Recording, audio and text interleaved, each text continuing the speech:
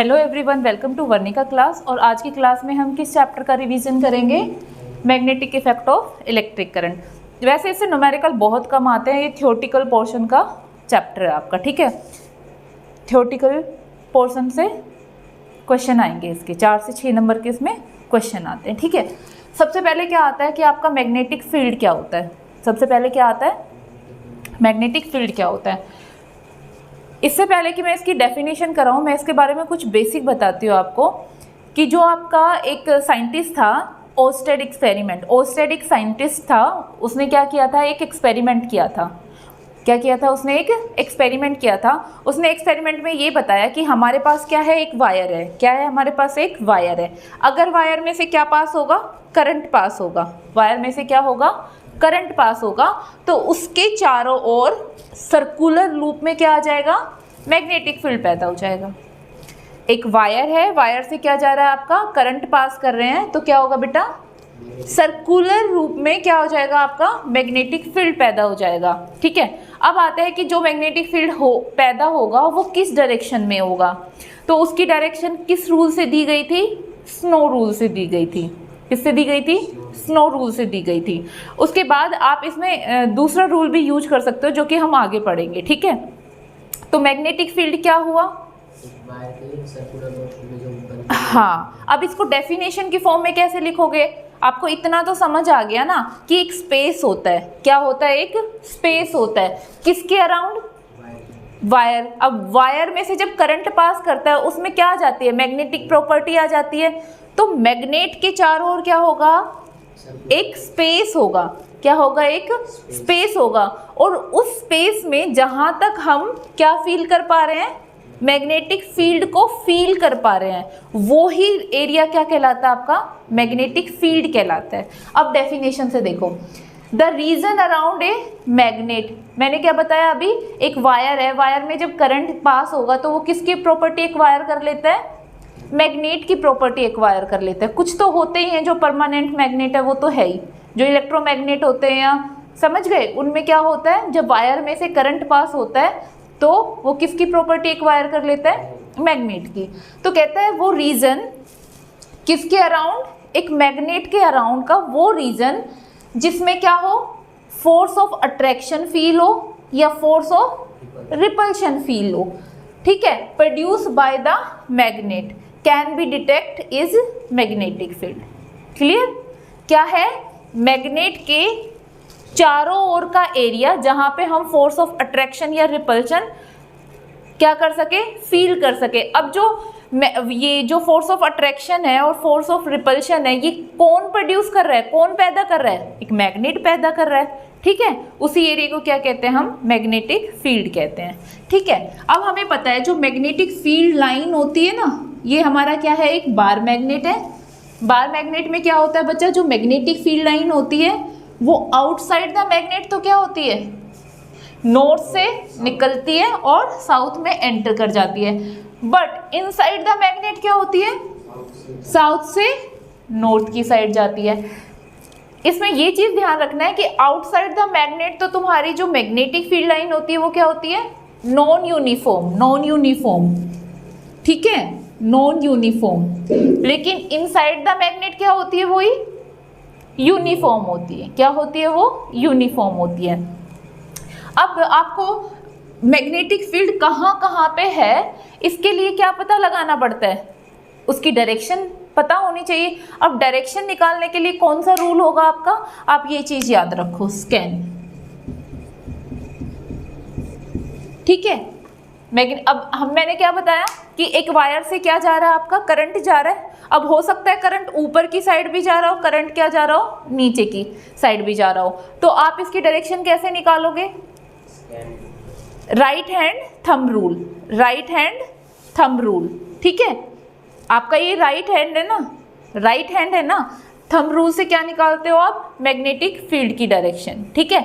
अब क्या होता है? ये है ना, ये तो क्या बताता है? करंट की डायरेक्शन बताता है। थंब क्या बताता है बच्चा आपका? करंट की डायरेक्शन बताता है। और जो ये कर्ल है ना, ये क्या बताती है? मैग्नेटिक फील्ड की लाइन, वो बताती है डायरेक्शन, क्या बताएगी? Magnetic field. जैसे मान लो, इसको अभी एक्सप्लेन करूंगी। मैंने यहाँ पे एक वायर बनाई, वायर में मैंने आपको बोला करंट इधर जा रहा है, तो मैग्नेटिक फील्ड लाइन बताओ आप, इनवर्ड होगी या आउटवर्ड होगी? इनवर्ड होगी या आउटवर्ड होगी? आपको क्या करना है, राइट हैंड लेना है, जो थंब है ना, थंब, वो क्या करना है, इसके ऊपर रख देना है। अब अगर आपसे पूछा है, आपको बोलेगा इस पॉइंट पे मुझे मैग्नेटिक फील्ड की वो डायरेक्शन बताओ और इस पॉइंट पे बताओ, तो आप क्या करोगे, थंब लिया आपने, थंब को इस पे रखा, यहाँ पे क्या हुआ बच्चा, अंदर जा रही है बाहर आ रही है, अंदर जा रही है, अंदर जा रही है, मतलब इनवर्ड डायरेक्शन। और मैग्नेटिक फील्ड अगर इनवर्ड होता है ना बच्चा, तो उसको किससे रिप्रेजेंट करोगे, क्रॉस से। किससे करोगे, क्रॉस से। और जब आप यहीं पे हो, यहीं पे और यहाँ पे, जैसे ये हमने क्या रखा, थंब रखा, यहाँ पे क्या हो रही है, ये बाहर की साइड आ रही है, मैग्नेटिक फील्ड क्या आ रही है, बाहर की साइड शो हो रही है। बाहर को आप कैसे रिप्रेजेंट करोगे, डॉट से। मतलब अगर आपको कहीं डॉट दिख जाता है तो आप क्या बताओगे, मैग्नेटिक फील्ड आउटवर्ड डायरेक्शन में, और क्रॉस दिख जाता है तो इनवर्ड डायरेक्शन में। यहाँ तक क्लियर हुआ? चलो ठीक है, हम एक एग्जांपल और लेते हैं। मान लो करंट इसमें जा रहा है और मुझे कहाँ पे बतानी है, यहाँ पे और यहाँ पे। क्या बताना है बेटा, मैग्नेटिक फील्ड की डायरेक्शन। फिर से क्या करोगे, राइट हैंड थंब रूल, यहाँ पे आपने क्या रखा, थंब रखा, यहाँ पे क्या गया बेटा, ये इनवर्ड गया, तो आप क्या करोगे बेटा जी, ये करोगे, है ना, यही थंब रखा ऐसे। भाई जैसे ये है, यही देखो आप, वायर है, क्या है बेटा, ये वायर है, इसमें करंट ऊपर की साइड जा रहा है, तो जब मैंने इधर कहा तो ये तो क्या है, अंदर, लेकिन यही में इधर की साइड पॉइंट है, यहाँ पे मेरे ये वाला थंब है ना, यहाँ पे है, तो इस पे तो क्या आएगी, ये घूम के इधर बाहर निकलेगी ना, तो इसमें क्या आ जाएगा, ये आउटवर्ड डायरेक्शन। तो यहाँ पे ये आ गया। क्लियर है? मैग्नेटिक फील्ड की लाइन डायरेक्शन कैसे बताओगे आप, राइट हैंड थंब रूल से बताओगे। किससे बताओगे? अगर करंट हमारा साउथ में जा रहा है और करंट हमारा नॉर्थ में जा रहा है, लेकिन अगर आपको इससे समझ आ गया तो आप यही रखो अभी, तो फिर इसको बाद में एक्सप्लेन करूंगी। ठीक है? क्या बताया, राइट हैंड थंब रूल में जो हमारा थंब होता है वो किसकी डायरेक्शन बताता है, करंट की डायरेक्शन, और जो हमारी कर्ल होती है वो, ये कर्ल किसकी डायरेक्शन बता रही है, मैग्नेटिक फील्ड की डायरेक्शन बता रही है। मैग्नेटिक फील्ड ही तो है बेटा ये, इनवर्ड और आउटवर्ड, ये क्या है हमारा, मैग्नेटिक फील्ड की डायरेक्शन बताती है। आप समझ जाना, जब क्रॉस लगे तो मैग्नेटिक फील्ड इनवर्ड डायरेक्शन में है, और डॉट लगे तो मैग्नेटिक फील्ड आउटवर्ड डायरेक्शन में।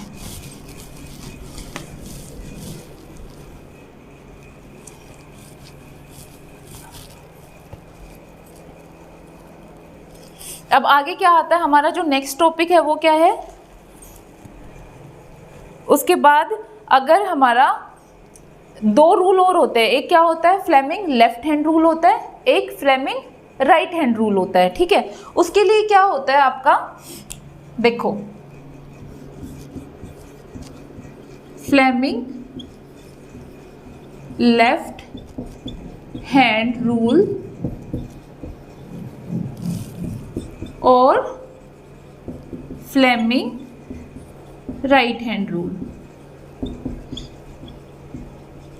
इसके लिए मैं ना एक टर्म को क्लियर कर दूं,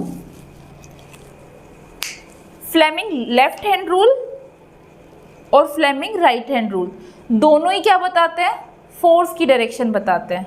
दोनों ही किसकी डायरेक्शन बताते हैं? अब इसमें आप तीनों डायरेक्शन बता सकते हो। ठीक है? सबसे पहले तो क्वेश्चन ही यही आता है कि कब हम Fleming left hand rule use करेंगे और कब हम Fleming right hand rule use करेंगे। तो इसका एक सिंपल सा वो होता है डिफरेंस, कि अगर हमारे पास करंट प्रोड्यूस होता है ना, करंट क्या होता है बच्चा, प्रोड्यूस होता है, तो हम कौन सा यूज करेंगे, फ्लेमिंग लेफ्ट हैंड रूल। कौन सा करेंगे? और वहीं पे हमारा करंट क्या हो, आपका इंड्यूस होता है, करंट क्या हो, इंड्यूस हो, तो हम क्या यूज करेंगे, फ्लेमिंग राइट हैंड रूल। लेकिन यहाँ पे क्वेश्चन ये आता है कि what is the difference between induce and produce. Question क्या आता है कि इंड्यूस और प्रोड्यूस में डिफरेंस क्या है। देखो, अगर दो हमारे पास सर्किट है, क्या है, दो सर्किट है, अगर ये सर्किट में कंप्लीट कर दूं, फिर कुछ करंट क्या हो रहा है, हमारा दिख रहा है हमें। अगर ये दोनों सर्किट जोड़ने पे अगर हमें करंट दिख रहा है, फील हो रहा है, वो तो होता है करंट का प्रोड्यूस होना। क्या होता है? करंट का प्रोड्यूस होना। लेकिन वहीं पे ये दोनों कॉइल क्या है आपकी? अलग है। दोनों कॉइल क्या है बच्चा? अलग है। इस कॉइल में कुछ है, करंट है, और उसका इफेक्ट किस पे दिखे? इस पे दिखे। लेकिन ट्विस्ट क्या है? बिना कनेक्शन किए, बिना कनेक्शन किए एक कॉइल का दूसरी कॉइल पे इफेक्ट दिखना, बट बिना कनेक्ट किए, उसको क्या कहते हैं? इंड्यूस कहते हैं। उसको क्या कहते हैं बेटा? इंड्यूस कहते हैं। क्लियर हुआ? प्रोड्यूस और इंड्यूस में अगर किसी एक कॉइल के, हाँ, जैसे हम बार मैग्नेट है, वो आपके फैराडे लॉ आ जाएंगे, उसमें पता चलेगा आपके एक्सपेरिमेंट में कि करंट क्या हो रहा था? इंड्यूस हो रहा था। करंट क्या हो रहा था? इंड्यूस हो रहा था। ठीक है। ओस्टेड ने क्या बताया था? आपके पास एक कॉइल है, क्या है बेटा? एक कॉइल है। इधर उसने छोटा सा क्या लिया? बार मैग्नेट लिया। बार मैग्नेट जब इस कॉइल के पास जा रहा था, बार मैग्नेट जब इस कॉइल के पास जा रहा था, तो इस वाले सर्किट में क्या लगा हुआ था आपका? मैग्नेटिक निडल लगी हुई थी। क्या लगी हुई थी? मैग्नेटिक निडल हुई थी। तो जब ये बार मैग्नेट इसके पास जा रहा था ना, तो मैग्नेटिक निडल में क्या हुई? डिफ्लेक्शन हुई। क्या हुई बेटा? डिफ्लेक्शन हुई। तो हमने तो बार मैग्नेट को कनेक्ट भी नहीं किया, सिर्फ क्या हुआ? इसके इधर उधर से क्या हुआ? इसमें मूवमेंट हुई, है ना। तो एक कॉइल का दूसरी कॉइल में क्या देखने को मिल गया? हमें इफेक्ट देखने को मिल गया। उसी को क्या कहते हैं? इंड्यूस करंट कहते हैं। क्या कहते हैं? इंड्यूस करंट कहते हैं। क्लियर है इंड्यूस और प्रोड्यूस का मतलब? ठीक है। अब आगे देखो, आगे देखो, नेक्स्ट क्या है हमारा? नेक्स्ट टॉपिक क्या है? हम आपको कुछ क्वेश्चन दे रहे हैं जिसमें आपको क्या बताना है कि इसमें हमारी फोर्स की डायरेक्शन क्या होगी और मैग्नेटिक फील्ड की डायरेक्शन क्या होगी। ठीक है।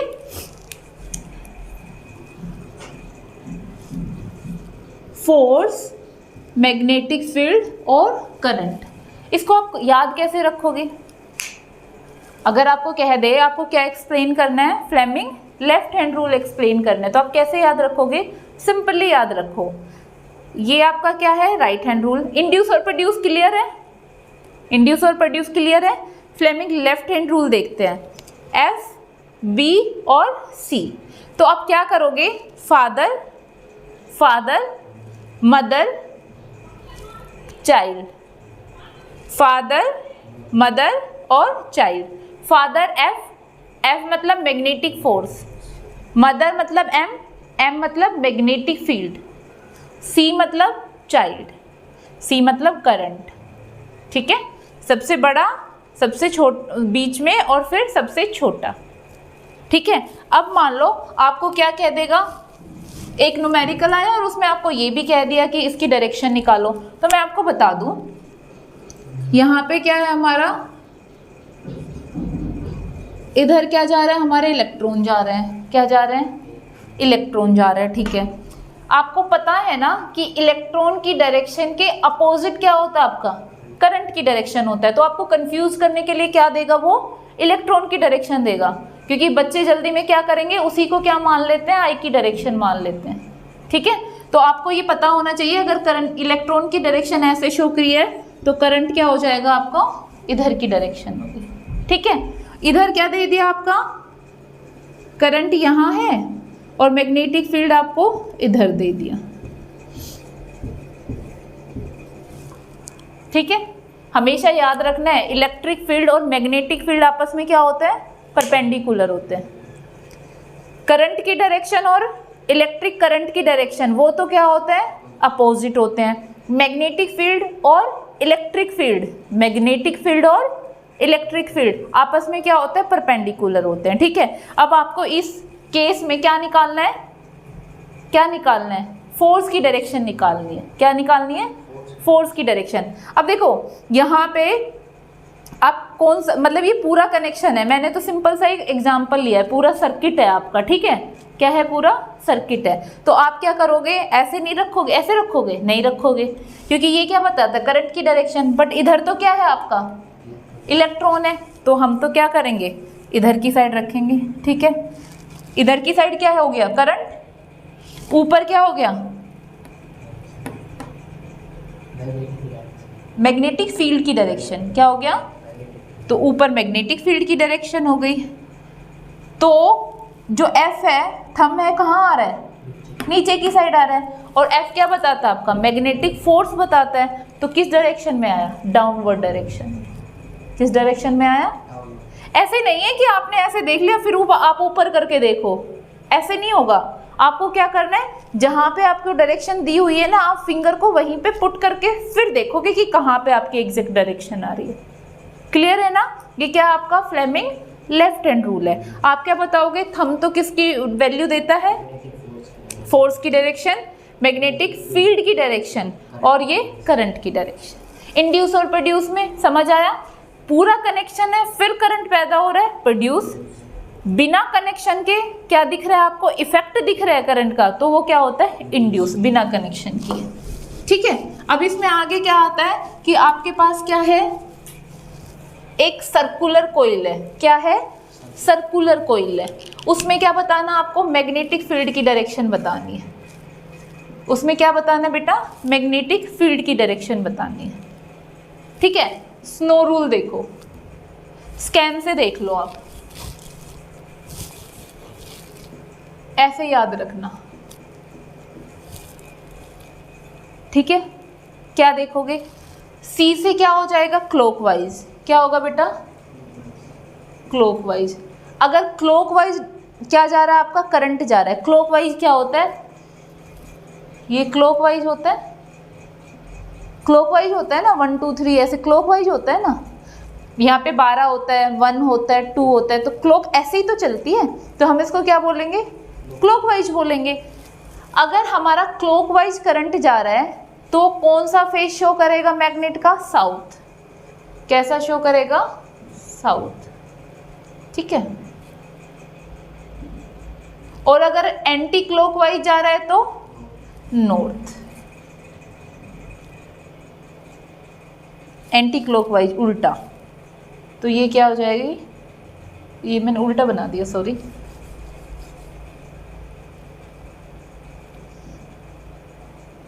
ठीक है, स्कैन से याद रख लेना, जब क्लॉकवाइज करंट जा रहा है तो साउथ शो करेगा। जैसे इसमें ये है ना, ये आपकी क्या बन जाएगी, मैग्नेटिक फील्ड लाइन। इधर भी क्या बनेगी, मैग्नेटिक फील्ड लाइन। ऐसे ऐसे एक डायग्राम है, तो उसमें आप ये चीज़ देखोगे कि करंट अगर हमारा क्लॉकवाइज डायरेक्शन में है तो कैसा फेज शो होगा मैग्नेट का, साउथ, और अगर एंटी क्लॉकवाइज है तो कैसा होगा, नॉर्थ होगा। ठीक है, उसके बाद क्या आता है हमारा, सोलेनोइड आता है। क्या आता है, सोलेनोइड आता है। आपने साइकिल तो यूज़ करते ही हो आप, है ना, साइकिल। अब तो आप स्कूटी पे आए हो, साइकिल भी यूज़ करते हो। साइकिल में जो हमारी वो होती है, शीट होती है, शीट के नीचे क्या होता है, एक स्प्रिंग होती है ना। स्प्रिंग ऐसे ऐसे होती है ना, ऐसे ऐसे, वो हेलिक्स की फॉर्म बोली जाती है। क्या बोली जाती है, अगर एक करंट पे हम क्या लगा दे, हेलिक्स की फॉर्म में अगर उसको ट्रांसफॉर्म कर दे तो वो किसका एग्जाम्पल होती है, सोलेनोइड का एग्जाम्पल होती है। किसका एग्जाम्पल होती है, सोलेनोइड का एग्जाम्पल होती है। ठीक है, सोलेनोइड इस टाइप की दिखेगी आपको।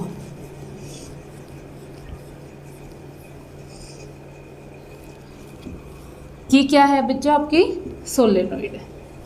ठीक है, जब इसमें से क्या पास होता है, करंट पास होता है। क्या पास होता है, करंट पास होता है। तो ये किसका वो ले लेती है भाई, है तो एक वायर ही। वायर में जब करंट जाएगा तो क्या बन जाएगा, मैग्नेट की प्रॉपर्टी एक वायर कर लेगा। अब जब इसमें क्या जाएगा, आपका करंट जाएगा ना, क्या जाएगा बच्चा, करंट जाएगा ना, तो इसमें क्या आएगा आपका, मैग्नेट बना। तो अभी अभी मैंने क्या करा है, सर्कुलर लूप वाला, क्या बनाया, सर्कुलर लूप वाला। तो ये उसका एग्जाम्पल बन जाएगा कि सर्कुलर रूप में करंट जाता है तो कौन सी पोलरिटी शो करता है। ठीक है, इसके क्वेश्चन हम अब सीरीज में करेंगे, तब इसको डिटेल में डिस्कस करेंगे। ठीक है, ये क्या होती है आपकी, सोलेनोइड होती है। इसमें ये चीज़ याद रखना कि जो ये ऐसे हेलिक्स की फॉर्म में है ना, तो जो ये सर्कुलर लूप है ना, क्या है ये, सर्कुलर लूप है। सर्कुलर का क्या होता है, डायामीटर होता है, रेडियस होता है, वो क्या होगा, बहुत कम होगा। वो क्या होगा, अब देखो इसका रेडियस तो इतना सा है, इसका रेडियस तो इतना सा है, और जब मैं इस वायर को खोलूंगी तो लेंथ क्या होगी, बहुत बड़ी होगी। तो सोलेनोइड के लिए ये कंडीशन याद रखनी है कि जो इसका डायामीटर है या इसकी जो रेडियस है वो बहुत छोटी होनी चाहिए। किसके कंपैरिजन में, उसकी लेंथ के कंपैरिजन। ठीक है ना। तो आपको सोलेनोइड की डेफिनेशन और ये दोनों चीज़ याद होनी चाहिए। इसका न्यूमेरिकल में या क्वेश्चन में क्या यूज़ होगा वो मैं तब बताऊंगी। क्लियर है ना। ठीक। अब नेक्स्ट क्या है आपका, एक होता है ऑल्टरनेटिंग करंट, एक होता है डायरेक्ट करंट। एसी होता है, एक डीसी होता है। जो आपका जनरेटर है, डायनामो है, ये सारे आपके सिलेबस से क्या हो गए हैं, कट हो गए हैं, ये नहीं है अभी। एक ऑल्टरनेटिंग करंट होता है, एक क्या होता है बच्चा, एक एसी करंट होता है, एक डीसी करंट होता है। ठीक है। सिंपल सा एग्जांपल देके समझाती हूँ। हम ये कहते हैं कि ये क्या है, हमारा ऑल्टरनेटिंग करंट है ना। और इसको क्या कहते हैं हम, ये हमारा क्या है, डायरेक्ट करंट है, ऐसे ही कहते हैं ना। क्या ये हमारा डायरेक्ट करंट नहीं है, क्वेश्चन ये आता है क्यों? ये चीज हम तब जान पाएंगे तब हमें पता हो कि एसी क्या होता है और डीसी क्या होता है। एसी क्या होता है, आपका ऑल्टरनेटिंग करंट होता है, वो बाई डायरेक्शनल होता है। क्या होता है, बाई डायरेक्शनल। बाई डायरेक्शनल मतलब दोनों डायरेक्शन में होता है, पॉजिटिव वाली में और नेगेटिव वाली में। लेकिन जहाँ पे वो डीसी होता है, डीसी क्या होता है, यूनिडायरेक्शनल होता है। यूनिडायरेक्शनल मतलब एक ही डायरेक्शन में होता है। तो ये भी डीसी है और ये भी डीसी है। लेकिन हमने एग्जाम्पल ये ही पढ़ा हुआ है तो हम क्या सोचते हैं, बस यही डीसी का एग्जाम्पल है। आपके माइंड में क्लियर होना चाहिए कि डीसी क्या होता है, आपका यूनिडायरेक्शनल होता है, वेदर इट इज पॉजिटिव और नेगेटिव, बट होना क्या चाहिए, आपका एक डायरेक्शन में होना चाहिए। बट क्वेश्चन ये आता है कि जब डीसी पहले आ गया था तो हमने एसी को क्यों यूज़ किया, एसी तो बाद में आया, हम डीसी से ही काम चला लेते। तो इसमें इसके 3 से 4 वो है रीज़न है। पहला तो ये कि एसी क्या है, तुम्हारा बाई डायरेक्शनल है, उसमें थोड़ा खतरा क्या होता है, कम होता है। जैसे आपका सर्किट में क्या आ रहा है, करंट आ रहा है, मान लो करंट लग गया, एक पॉइंट क्या आएगा जहाँ पे क्या हो जाता है, सर्किट की वैल्यू 0 हो जाती है। वो झटका लगता है ना, छोड़ देता है, वो इसी वजह से छोड़ता है। ठीक है। लेकिन यहाँ पे ऐसा नहीं होता, यहाँ पे 0 नहीं होती वैल्यू। ठीक है ना। इसमें करंट आता रहा तो आता ही रहेगा। दूसरा ये क्या है, थोड़ी एक्सपेंसिव कम है डीसी के कंपैरिजन में। डीसी के कंपैरिजन में क्या है, वो कम एक्सपेंसिव है। दूसरी, इसको ट्रांसमिट करना, एक जगह से दूसरी जगह तक ले जाना इतना ज़्यादा मुश्किल नहीं होता जितना कि डीसी होता है। ठीक है। इसी वजह से हम लोग क्या करते हैं, एसी को प्रेफर करते हैं डीसी के कंपैरिजन में। जो एसी की फ्रीक्वेंसी होती है वो कितनी होती है बच्चा, 50 हर्ट्ज। 50 हर्ट्ज फ्रीक्वेंसी क्या होती है बेटा, फ्रीक्वेंसी होती है, जैसे आप हो, आप अगर ऑफिस में जा रहे हो, प्रिंसिपल ऑफिस में जा रहे हो, एक सेकंड में आप कितनी बार ऑफिस में जाना आना कर रहे हो, वो आपकी क्या होती है, फ्रीक्वेंसी होती है। फ्रीक्वेंसी को किससे डिनोट करते हैं, ऐसे डिनोट करते हैं, ऐसे ही तो लिखते हैं, ऐसे ही तो लिखते हैं, है ना। इसकी जो वो होती है, यूनिट होती है, वो क्या होती है, हर्ट्ज होती है। ठीक है। इसका मतलब क्या है, टाइम को अगर मैं क्या रख दूं, 1 सेकेंड रख दूं, तो 1 सेकेंड में कितने नंबर ऑफ ऑसिलेशन होते हैं, कितने नंबर ऑफ ऑसिलेशन होते हैं, आना जाना कितनी बार होता है, उसी को क्या कहते हैं हम, फ्रीक्वेंसी कहते हैं। तो जो हमारे घरों में लाइट आ रही है ना, उसकी फ्रीक्वेंसी कितनी है, 50 हर्ट्ज है। इसका मतलब क्या है, आपको जो ये बल्ब है ये कॉन्टिन्यूसली जो ग्लो करते हुए दिखाई दे रहे हैं, ऐसा नहीं है। वो 1 सेकेंड में कितनी बार ग्लो कर रहे हैं, 1 सेकेंड में 50 बार ऑन ऑफ हो रही है। इस वजह से आपको ये लाइट क्या कर रही है, कॉन्टिन्यूसली ग्लो करती दिखाई दे रही है। इसको क्या कहते हैं हम, फ्रीक्वेंसी कहते हैं। क्या कहते हैं बेटा, फ्रीक्वेंसी कहते हैं। ठीक है। आपको अब बताना है कि डीसी की फ्रीक्वेंसी क्या होती है, डीसी की। ठीक है। आपको कमेंट सेक्शन में ये लिख के बताना है कि डीसी की फ्रीक्वेंसी क्या होती है। नहीं पता है तो भी बताना है, पता है तो भी लिखना है। ठीक है। फिर मैं नेक्स्ट लेक्चर में आपको बताऊंगी कि डीसी की फ्रीक्वेंसी क्या होती है। ठीक है। क्या होती है बच्चा, वैसे नहीं पता, चलो ठीक है। आपको कमेंट सेक्शन में बताना है कि डीसी की फ्रीक्वेंसी क्या होती है। कहीं 0 तो नहीं होती, या इन्फिनिटी, 0 या इन्फिनिटी, ये आपको सोच के बताना है। ठीक है। अब जो नेक्स्ट टॉपिक है वो क्या है आपका, डोमेस्टिक सर्किट। क्या है आपका, डोमेस्टिक सर्किट। डोमेस्टिक सर्किट में क्या होगा, ये आपका लास्ट टॉपिक बचता है।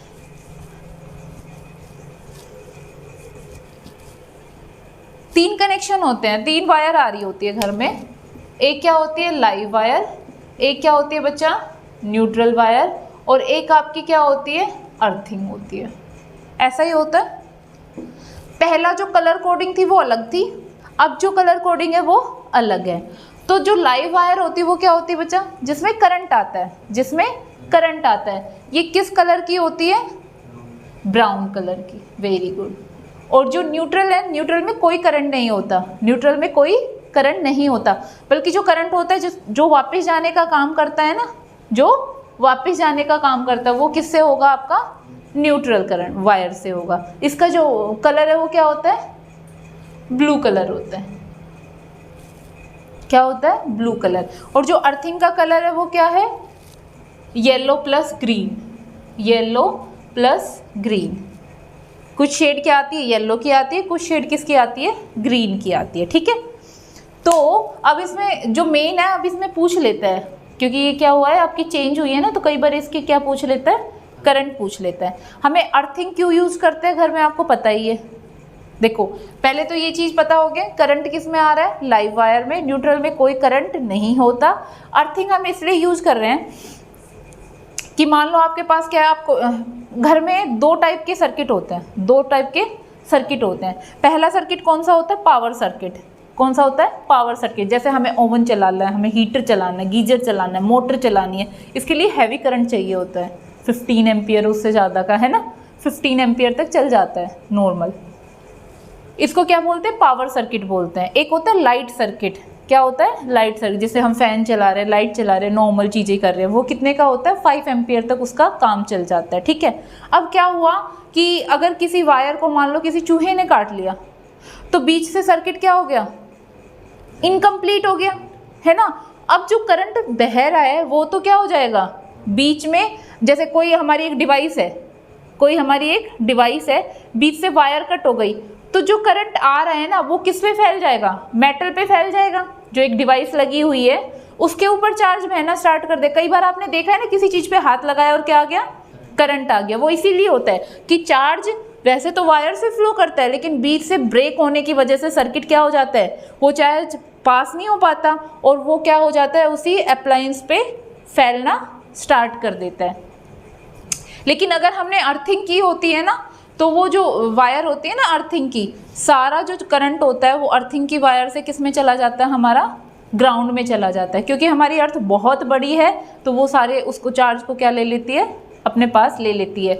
घरों में अर्थिंग सिर्फ इसलिए की जाती है, सबसे बड़ा जो रीज़न होता है वो सेफ्टी पर्पज़ होता है। क्या पर्पज़ होता है, सेफ्टी पर्पज़ होता है। ठीक है, ये हमने क्या किया है, शॉर्ट में इंट्रोडक्शन किया है। कल से हम क्या करेंगे, magnetic effect of electric current के जो पिछले 6 साल में हमारे क्वेश्चंस आए हैं उसको डिस्कस करेंगे। ठीक है, अगर आपको वीडियो पसंद आई है तो प्लीज़ लाइक एंड सब्सक्राइब करना ना भूलें। Thank you for today.